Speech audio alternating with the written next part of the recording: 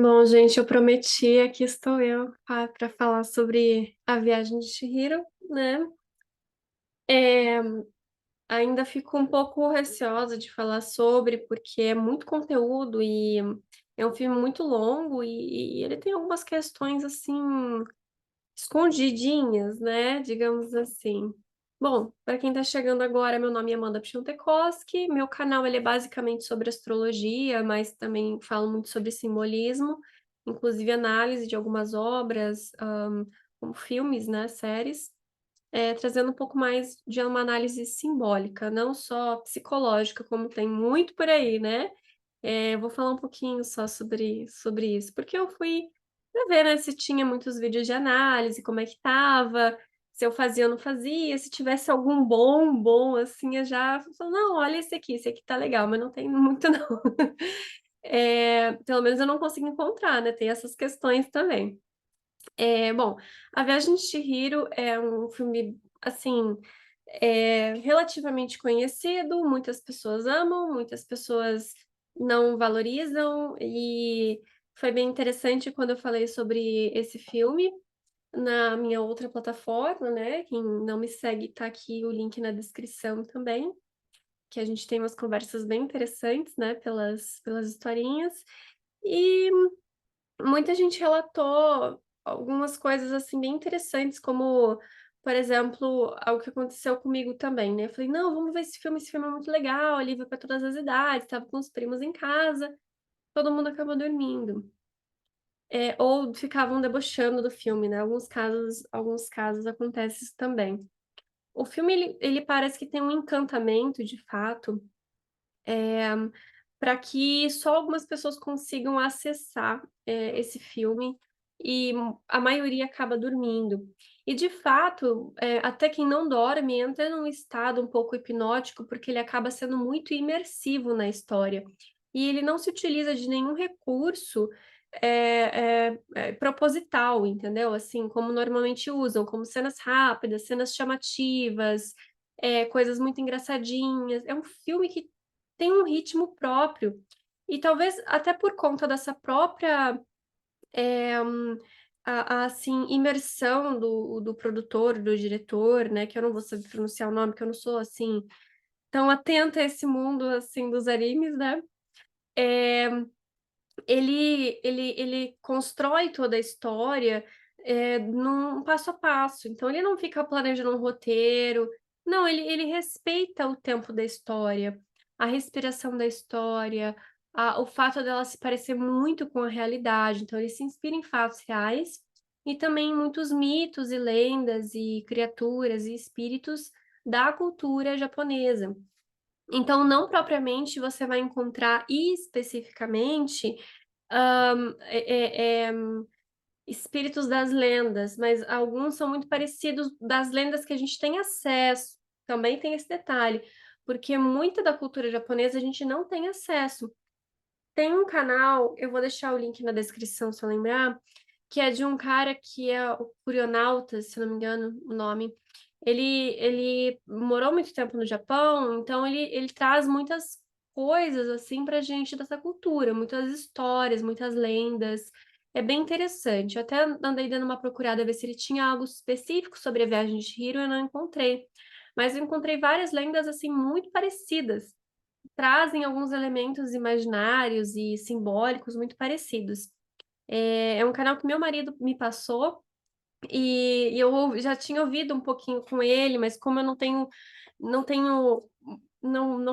eu não consigo parar, confessando aqui, eu não consigo parar para aproveitar muito, né? Igual a Joyce, eu também adoro o canal dela. Às vezes a gente pega para escutar algum caso, mas eu tenho muita dificuldade de parar para ficar ouvindo outros canais, outro conteúdo, embora eu goste, mas eu tenho um pouco de dificuldade com isso. Mas enfim, a Viagem de Chihiro, ela tem uma relação muito imersiva. Então, quando eu sinto que eu preciso sair da realidade, estou com um pouco de dificuldade disso, que às vezes eu fico vendo filme e fico jogando joguinho, paciência no celular, ou fico lendo alguma coisa, ou anotando alguma coisa, ou respondendo a outras redes sociais, outras plataformas. Não tem aquela imersão tão grande, sabe? Então a Viagem de Chihiro, ela consegue fazer isso comigo. Então é um filme que me chama muita atenção, é um dos meus favoritos, por conta disso também. Mas vamos lá. Então eu não consegui identificar exatamente onde está essa parte de um estado hipnótico, da relação da magia, talvez, são vários pontos, assim, que são colocados isso, uma trilha sonora muito sutil também, né, e, essa relação de a pessoa se colocou realmente num como um canal inspirativo, sabe? Isso acontece em alguns casos, quando você tem uma obra atemporal, quando a pessoa realmente se coloca à disposição para conceber aquela criação, aquela música, aquele filme, aquela série é um pouco mais difícil, mas uma pintura, muitas vezes, também, que é algo que fica marcado na história da humanidade como algo muito uma história que sobrevive muitos anos. Então, é como se realmente fosse uma inspiração espiritual muito profunda. E com todo esse elemento fora da realidade também, como se fosse um sonho, né, e que embora a história se encaixe, mas são muitas coisas que parecem reprocessamentos de medos, e ao mesmo tempo trabalhando no imaginário, então, são alguns elementos, assim, importantes de serem pontuados. E, o próprio começo do filme, ele traz a Chihiro, uma menininha de 10 anos, mas não, 10 não, acho que ela é até bem menor, 6 anos, não lembro. E ela, assim, da cultura japonesa é muito comum as crianças, trabalharem nas escolas, limparem as escolas, todo mundo já sabe, né, algumas até muitas andam sozinhas na rua, não tem esse perigo como a gente tem aqui no Brasil, então já é um pouco diferente.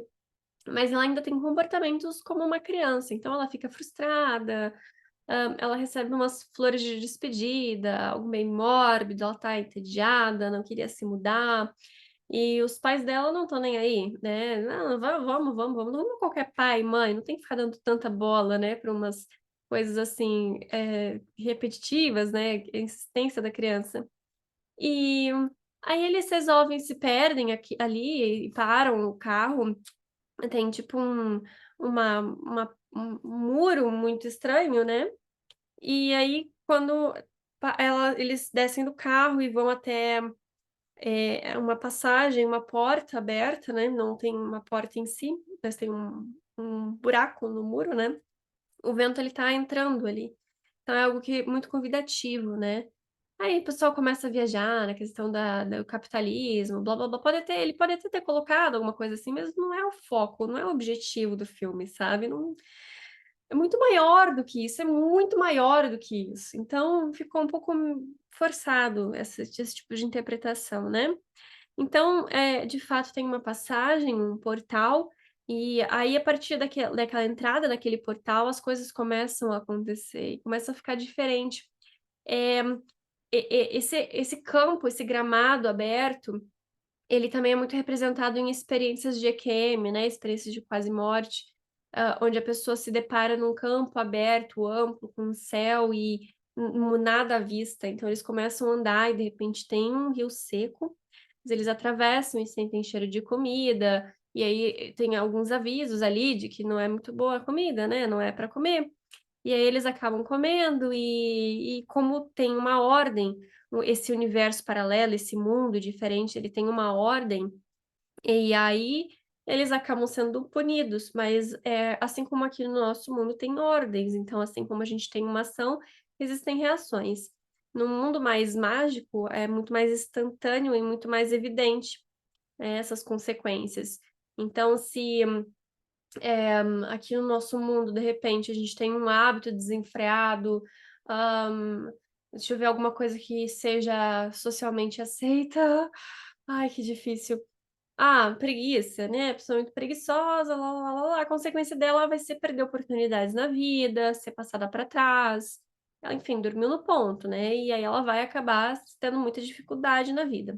Então, o vício da preguiça, o pecado da preguiça, ela vai acabar tendo vai colher o salário desse pecado, desse fruto. Enfim, então, assim como eles comeram a comida, eles tiveram um comportamento de porcos, então eles se transformam em porcos, né. Então tem isso. Inclusive, o porco, gente, ele é um animal é, bem estranho. Eu ainda tenho um pouco de dificuldade, assim, de entender. Eu nem sei se eu quero muito entender o porco, né? Mas ele tem uma semelhança com o humano muito grande e sempre me deu muito asco a carne de porco, o cheiro da carne de porco. Sempre achei muito estranho o animal em si, né? É, E, inclusive, até tem uma passagem da Bíblia em que Jesus coloca faz uma expulsão de demônios e coloca nos porcos e os atira ao mar, né? Então, eles podem também conter espíritos, né? Por conta da própria semelhança com o corpo humano, é uma coisa muito estranha, né? Enfim, eles têm uma vibração, uma coisa muito baixa e muito esquisita, muito esquisita. Enfim, já ouvi algumas histórias aí sobre isso. Eu não vou entrar em nenhum tipo de especulação para não colocar coisa na cabeça de vocês também. Mas enfim, de qualquer forma, ele é um animal que simbolicamente tem essa representação de algo animalesco, descontrolado, é, é, sujo, que não tem a capacidade de compreender as coisas, né? De, enfim, descontrole e falta de modos, né? Então é como se fosse uma consequência, né? Não necessariamente pode até ter uma magia em tudo, mas às vezes é só a forma de comportamento daquele universo, né? E, assim, Chihiro não queria ir ali, e de repente ela se vê desesperada, começa a procurar os pais dela, e aparece alguns ajudantes. Então, é uma coisa que a gente também tem na nossa vida, em todas as nossas jornadas, a gente sempre tem ajudantes, nós sempre recebemos avisos quando algo vai acontecer com a gente. Chihiro recebeu avisos e não conseguiu evitar aquilo, e depois ela continua recebendo ajuda, né? É assim na nossa vida também, só que a gente tem que rezar pro nosso anjo da guarda para que a gente consiga ouvir esses avisos, porque avisado a gente sempre é, tá bom? É como se fossem anjos da guarda, né? Enfim, aí ela de repente começa a. Tem a questão da comidinha, né? Que o. Eu não vou saber falar o nome, mas o significado. Ah, raco, branco, branco, pureza, né? Eu até fui pesquisar o que significa. Então, ele ajuda ela, dá uma comidinha. Quando a gente come uma comida do lugar, a gente acaba inserindo internamente algo do lugar. Tem até um outro filme do mesmo estúdio, Ponyo, né? Que aí o peixinho acaba comendo um sanguinho da mão do menino e ele acaba pegando o DNA, né? Então, gente, eu falo muito sobre microquimerismo para vocês, né? Quem pegar, pegou. É, Enfim, quando a gente consome algo, fica com aquilo, né? E aí, para Chihiro conseguir se aterrar um pouquinho, ela precisou comer uma comidinha autorizada do lugar. Então, ela come aquela frutinha. E como todo lugar tem uma ordem, tem uma necessidade de função, ela precisava exercer uma função, um trabalho ali também, porque senão ela ia acabar virando algum tipo de criatura estranha ali também. Então, o trabalho, assim como no nosso mundo tem uma função importante, nesse mundo também tem uma função importante. E aí ela já consegue sair um pouco daquela postura de querer receber, de frustração, e, putz, eu vou ter que me virar aqui. E muita insegurança, muito medo. Eu sei que muitas meninas, muitas crianças acabam se vendo na Chihiro por conta de ser um mundo muito novo e às vezes ficar com vergonha de falar alguma coisa, ou de pedir alguma coisa, ou de fazer alguma coisa, o medo que paralisa, né? Muito interessante esse tipo de postura. Bom, e quando a gente tem uma função, a gente tem um lugar. Quando a gente tem um trabalho, a gente tem uma função, a gente tem um lugar. E para ela ter esse lugar, então ela implora por um trabalho, né? Então isso é muito importante, a contribuição. Eu sei que muita gente aqui às vezes não tem trabalho, às vezes não tem idade, né? Tem muita gente nova que não tem idade para ter um trabalho, mas é muito importante que você perceba qual é a sua função no mundo, qual é o seu lugar. Ela não estava ali para ser filha de alguém. Então, porque ela estava, inclusive, tendo que ajudar os pais, né, que viraram porcos. Então ela precisava de algum laço de contribuição com aquele lugar. E ela ia conseguir isso através do trabalho. Então ela insiste, insiste, insiste e consegue um trabalho. Eh, e enfim, ela tem uma entrega, uma aceitação, mesmo com muita vergonha, muita dificuldade, ela aceita as coisas como estão. E é uma lição também muito importante, por mais que seja muito blá blá blá falar sobre isso, é que mesmo que a gente tenha alguma dificuldade, algum desafio, não tem como a gente paralisar. Ela dá uma choradinha, dá uma paralisada, mas bola pra frente. A gente tem que aprender a descobrir onde está a solução para esse problema, né? Fazer essa movimentação para trazer a solução. Mesmo com vergonha, né. Enfim, isso é uma coisa que eu consegui associar com os trânsitos difíceis, né, muita gente fala assim: "Nossa, eu vou ter meu retorno de Saturno, tô passando com eclipse no meu ascendente, no meu sol, no regente do ascendente, tá acontecendo um monte de coisa, ah, não sei o que lá, não sei o que lá, não sei o que lá". Gente, trânsitos difíceis todo mundo tem, o tempo todo acontecem trânsitos, progressões, revolução solar, enfim, qualquer técnica preditiva vai acontecer alguma coisa, não é impossível alguém nascer com um mapa que não pegue nada de difícil na vida da pessoa, sempre vai ter coisas difíceis. E tudo passa, porque os astros estão sempre em movimento, então todo trânsito passa, toda dificuldade passa, ok? Ok, tá, beleza? Então, o filme fala muito sobre isso, as coisas vão passar, entendeu? Vai conseguir resolver, ótimo, senão vai ter que conviver com aquilo, tá? Eh, enfim, aí logo aparece aquela mulher velha, né, que é um outro ponto interessante que, me perguntaram e, enfim, vou falar um pouquinho sobre, que, Yubaba, né, eu não lembro, enfim, o nome dela. E ela é muito estranha, né, porque é uma velha, tem um narigão, o narigão normalmente é uma representação de uma pessoa, assim, sádica, né, meio malvada, em todos os histórias, com vilões, né, sempre tem um narigão ou sem nariz, então são os extremos do nariz, que é o ego, é o eu. Então pra pessoa para ver como é que é a relação da pessoa com ela mesma, com os outros, observe o narizinho dela, tá. Eh, conforme for, é como a pessoa tende a ser, né, muito grandão, muito pequeno, já tem uma coisa meio estranha aí. E dá pra ver que ela é uma bruxa, né, ela tem um aspecto meio de vó, mas de bruxa também, né, por conta desse aspecto maléfico. E a cabeça é muito grande, a cabeça, ela é uma representação de inteligência, então ela tinha muito conhecimento das magias, dos rituais, das coisas, ela até tem uma verruga no terceiro olho, né, algo bem místico também, de certa forma. E o mais interessante é que o cérebro, o pensamento, o raciocínio é algo mercurial, e Mercúrio ele tem domicílio no signo de Gêmeos. Elas são 2 gêmeas, né.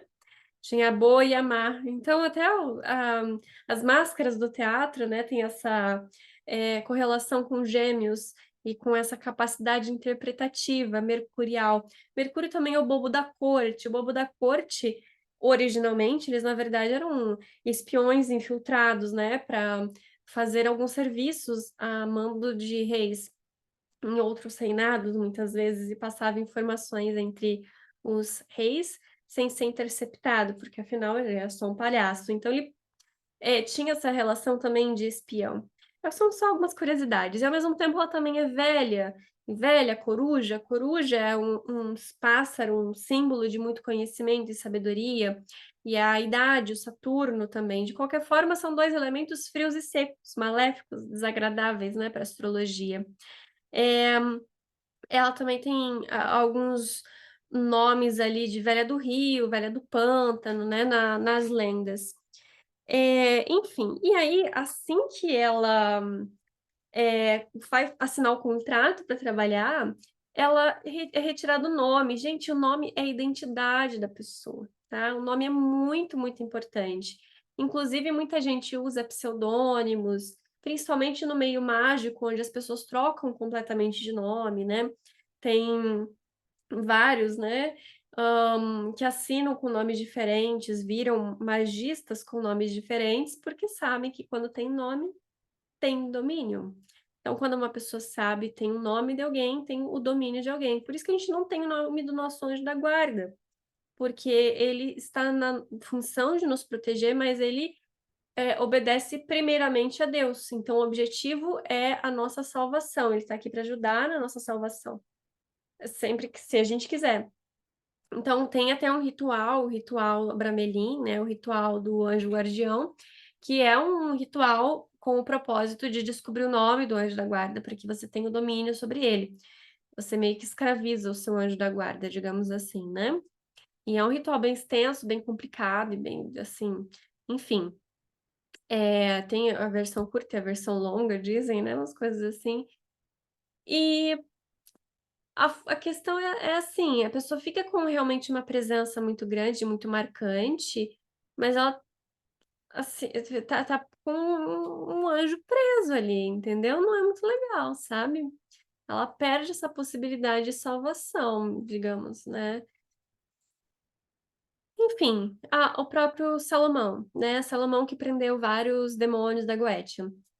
Ele tinha o nome desses demônios, e aí ele conseguia selar eles, prender eles. E é assim que funciona, para fazer qualquer tipo de trabalho, né? Tem algumas religiões que fazem seitas e tal, fazem trabalho para as outras pessoas. Tem que ter o nome da pessoa, né? Então, com o nome, a minha proteção é que meu sobrenome é muito difícil. Então, a pessoa vai tentar fazer macumba para mim, aí ela erra meu sobrenome e não vem, entendeu? Piada horrível. Enfim. É, então, o nome ele é muito importante. Eu conheço várias pessoas que não usam o nome verdadeiro, e é muito comum isso por uma questão de proteção mesmo, uma questão de proteção. Tem o nome de batismo, às vezes, o nome de batismo é mais forte para ritual, inclusive. É bem interessante. É como se fosse realmente quem que a pessoa é. Tanto que Deus deu o poder a Adão de nomear as coisas, para que Adão tivesse o domínio sobre aquelas coisas, a partir do momento que nomeia elas. Os pais têm domínio sobre os filhos porque os nomeia, né? Então, até certa idade, eles vão ter esse domínio sobre os filhos. O sobrenome também é um domínio da relação da estrutura familiar. Por isso que é muito importante, de repente, se você quer ajustar alguma energia interna, utilizar mais o sobrenome da família que vai ter aquelas pessoas que têm aquela energia, né? Eu, durante um tempo, só para exemplificar, tá? Usei muito Dallagnol. Eu não tenho no meu registro de nascimento Dallagnol, mas é um nome, o sobrenome da minha mãe, de origem italiana, da família dela, né? Tem poloneses e italianos na família dela, e do meu pai, polonês e alemão. Então, acontece que eu usava o Dallagnol, porque a Itália é um povo que fala alto, que tem uma expressividade, uma expansividade que o polonês não tem. O polonês é muito frio, muito pontual, muito submisso muitas vezes, mas muito rígido, muito contido, né? Uma energia um pouco mais é, hum, melancólica, fleumática, né? E o italiano é colérico, sanguíneo, né? E eu estava precisando expressar um pouco mais isso. Então eu colocava até nas redes sociais Amanda Dallagnol, né? E depois eu voltei para o meu Pschontekowski porque eu consegui equilibrar. E o Pschontekowski de fato é muito mais forte em mim, né? Enfim. Então essa é só uma dica, né? Pra gente entender um pouquinho melhor sobre essa questão do nome e do domínio. E aí, nisso, ela trabalhando, encontra uma criatura, né? Ah, coitadinho, será que ele tá fugindo, procurando o abrigo da chuva? Gente, se um espírito tá pairando lá de fora, é porque ele só pode entrar se for convidado. E se você convida, é porque ele não é bom, entendeu? Porque espírito bom, bom, bom mesmo, não vai precisar disso, entendeu? Tem ordem, as coisas têm regra. Então, se você vai convidar um espírito para tua casa, pode saber que é boa, muita chance deles não ser bom, tá? E ali também e ali o sem face, que também é chamado de Kaonashi, é isso que fala? Não sei, gente. Ele também é chamado do sem rosto, né? Sem face. Ele é retratado de uma forma um pouco amigável, mas ele tem alguns comportamentos depois bem não amigáveis, né? E a natureza dele é bem soturna, bem saturnina. Ele não tem identidade, né? É uma representação da morte. E, hum, enfim, ela naquela inocência dela convida o sem rosto, sem face para entrar, né? A Chihiro convida. e ele, eh, acaba gostando dela, por conta dessa pureza da inocência. Tem um movimento na constelação, inclusive de abraçar a morte, né, pessoas que têm muito medo da morte, às vezes vivem na beira da morte.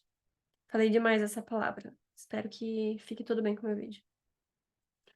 E a partir do momento que a pessoa abraça essa possibilidade e aceita essa possibilidade, muitas vezes ela é livrada daquilo, ela é liberada daquilo. Porque é um princípio de quanto mais você briga com algo, mais está se gerando um sentimento e o sentimento é cola, então vai grudando, vai atrelando os laços. Tanto que as pessoas que você mais ama e também as que você mais odeia, acaba puxando, atraindo, entende? Eh enfim, né, tem até brincadeirinhas com isso sobre: "Ai, como eu odiaria ganhar R$ 1.000.000 agora". Mas o sentimento ele atrai muita coisa, ele gera muita coisa. E ela não tinha nenhum problema com nada, então ele: "Nossa, que encantador, que maravilha". E acaba gostando muito da menina, né, da Chihiro. E devora pessoas, né, inteiras inclusive, e atrai elas pelo que elas mais desejam. Inclusive é uma coisa que leva muito a pessoa à morte, quando a pessoa idolatra muito algo e coloca muita força muito naquilo, às vezes ela perde a vida dela, porque ela não tá sabendo valorizar a vida em si, né. Só a outra coisa. Eh, então ele é uma criatura, assim, é, diferente, exótica, né, e aí a Chihiro consegue conter ele depois no filme e ele acaba virando ajudante da senhorinha versão do bem, né.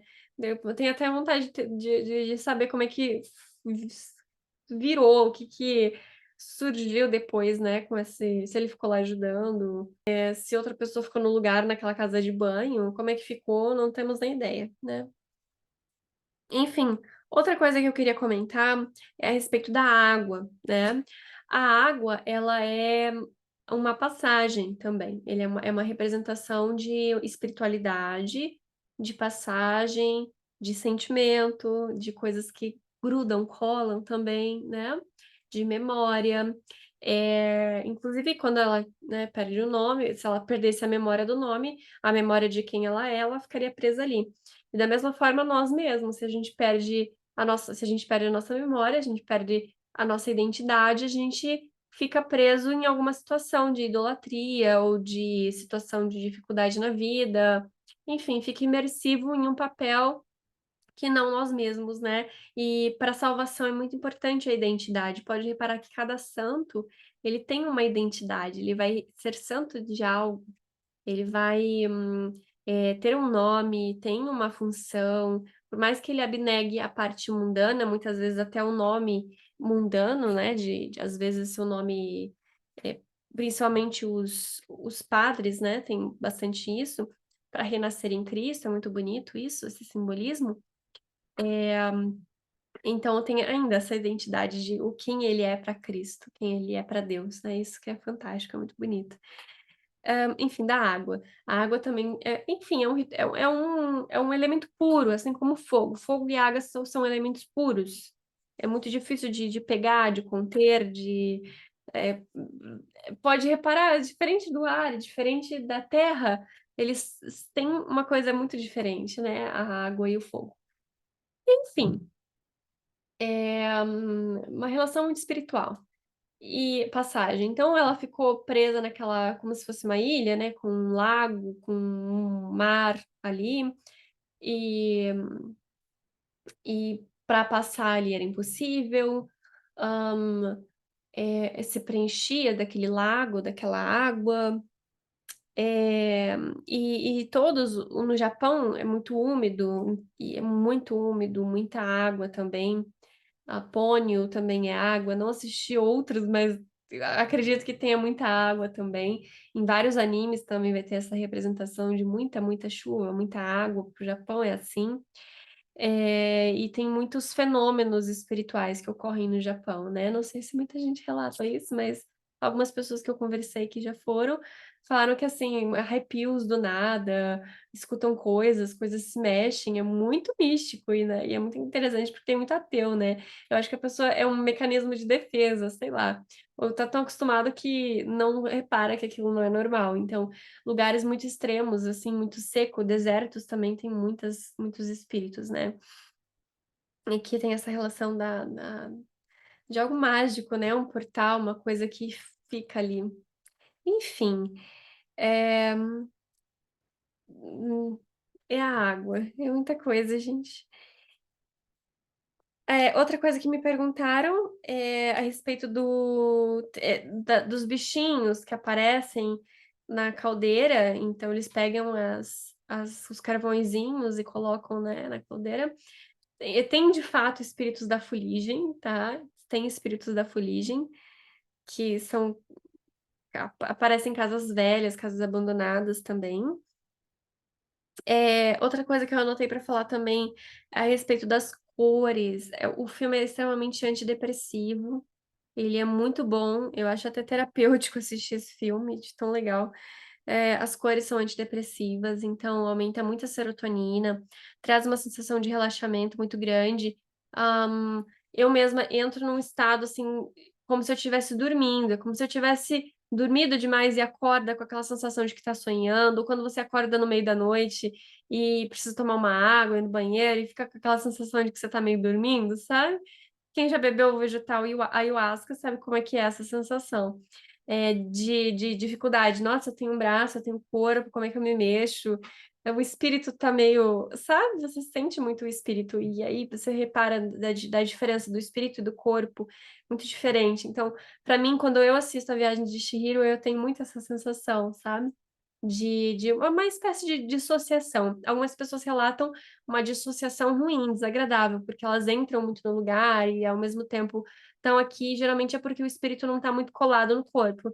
Então, eu acho que o meu é coladinho, então eu não tenho muito essa dissociação, mas eu tenho uma espécie, né, de sensação, assim, começa a produzir melatonina, né, muito forte no corpo, mesmo colorido, mesmo mas ele tem a pausa, ele tem o respiro, tem as fases da lua, tem um aspecto até um pouco melancólico ali, bem interessante, né. Eh, enfim, o que mais que eu ia falar?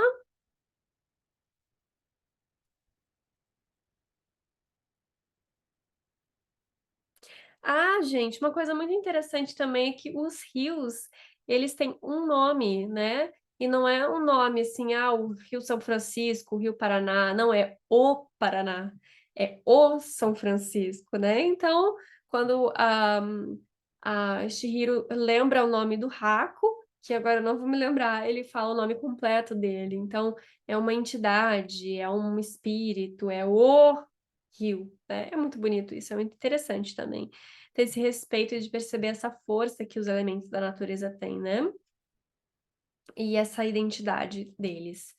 Então, é isso, tem vários outros detalhes e várias outras coisas, mas do que me perguntaram e do que eu achei interessante comentar sobre Viagem de Chihiro, é isso. Se vocês tiverem mais perguntas, eu posso ir respondendo aqui nos comentários ou de repente até gravo um outro vídeo, se forem muitas. Sobre coisas, elementos da Viagem de Chihiro que vocês tenham entendido ou não tenham entendido, que gostariam que eu comentasse sobre, ou quiserem também narrar experiências com o filme, né, assim como eu relatei a minha e várias pessoas, né, no momento que eu coloquei sobre também falaram, né, alguns relatos e experiências com o filme bem parecidos, que eu achei muito interessante. É como se ele tivesse realmente sido feito pra um culto ao deus do sonho, né. Uma oferenda ao deus do sonho, não sei. Mas essa, fidelidade com essa entrega de produção é algo muito espiritual mesmo. É isso, eu vou ficando por aqui. Se você gostou, curte, comenta, compartilha. Se você é novo, se inscreve no canal. Tem na playlist aqui de análises de obra, com outras análises aqui. Eu tô querendo fazer uma sobre, DOA, não sei se vocês conhecem, e eu gosto muito dessa série, então eu vou reassisti-la e trazer aqui para vocês. Se você não conhece, assista para conhecer, para conseguir assistir a análise também. E é isso, até a próxima.